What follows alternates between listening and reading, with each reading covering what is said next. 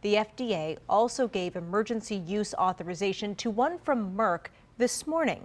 Now, these pills work differently, but they're both aimed at doing the same thing, keeping someone who's caught COVID from taking a turn for the worse and ending up in the hospital. And joining us live now is UB Chief of Infectious Disease, Dr. Thomas Russo. Thanks for coming back to talk with us about this, Dr. Russo.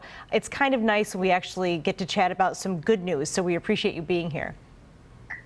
Yeah, my pleasure. Great to be with you, Kate. So we want to start with the basics. How do these drugs actually work, and what makes them so different from the COVID treatments that we already have available? Both molnupiravir, which is the Merck outpatient medication that received emergency use authorization today, and the Pfizer drug Paxlovid prevent viral replication within our cells. However, they do it by different mechanisms. So the Merck drug, molnupiravir, mutagenizes or causes mutations in the viral genetic code, whereas Paxlovid inhibits a protein called protease, and as a result, the viral proteins that are required for replication are unable to activate. Now, these drugs are in contrast to our monoclonal antibodies, which are also used for outpatient treatment. And monoclonal antibodies bind to the viral spike protein, prevent the virus from entering the cell, and therefore prevent infection by that mechanism. One of the interesting things here is that the FDA specified that Merck's drug should only be used where other authorized treatments are, quote, inaccessible or not clinically appropriate. What does that say about this drug as compared to what Pfizer's got going on, and are there any safety concerns? I think it says a couple of things. First, and importantly, the Merck drug, its efficacy in decreasing hospitalizations and deaths is on the order of 30% when patients are at high risk are treated within 5 days.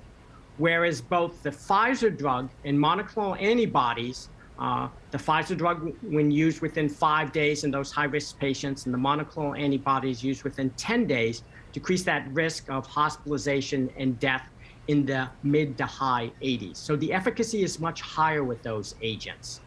Likewise, with the Merck drug, molnupiravir, which was approved today, there is some concern of it causing birth defects in pregnant women, and therefore that is a significant warning.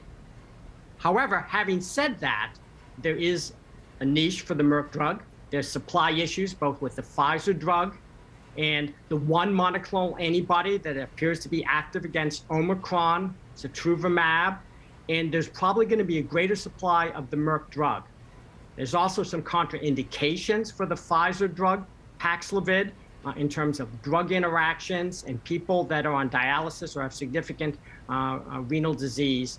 And so 30% is better than zero, and they're, with increased supply and some individuals that can't receive these other active agents, it definitely is going to be helpful and play a role in tamping down cases and hospitalizations from this ongoing wave. And of course, when we have new information like this, the first thing that we want to know is, okay, what does this mean to us? So what about Western New Yorkers? When would it be something that would be available to Western New York? And do you see these pills having an impact on the COVID situation here in our area?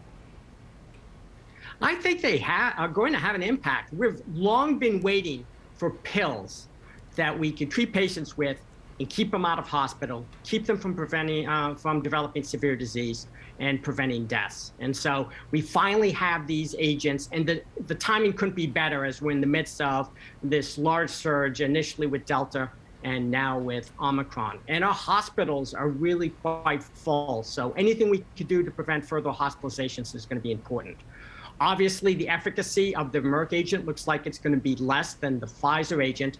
However, I think the availability of that's going to be greater. Merck promised they're going to be shipping pills out within a few days of approval, which was today. So we might even see some treatment courses that are available before the end of the year, and undoubtedly in the first part of the new year. Supply is going to be more constrained for the Pfizer pill, even though it's more efficacious. So I think if you can't get the Pfizer pill, if you can't get the sotrovimab, which is the one monoclonal antibody treatment that's effective against Omicron, then the Merck agent is still going to have some benefit for Western New Yorkers.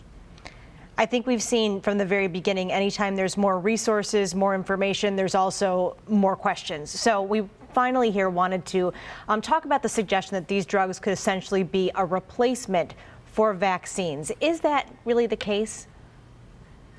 No, one never wants to treat a disease when one can prevent a disease. And obviously vaccination is able to prevent infection in the development of COVID. Further, these pills aren't 100% efficacious, and the Merck pill is only in the 30% range in terms of preventing the development of severe disease and death in those at high risk. And there's the timing factor. Both of these agents need to be used as soon as possible. So if there's a delay in diagnosis and obtaining these pills, obviously their effect is going to be a lot less. And lastly, even when one is treated with these agents, we still don't know the impact on long COVID and potential long-term consequences. So vaccination is still the way to go.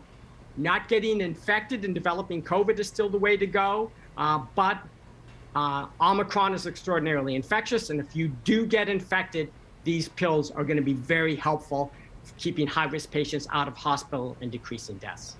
We appreciate you making that distinction for us and educating us overall with these new headlines today. Dr. Thomas Russo has been our guest. Dr. Russo, thanks again.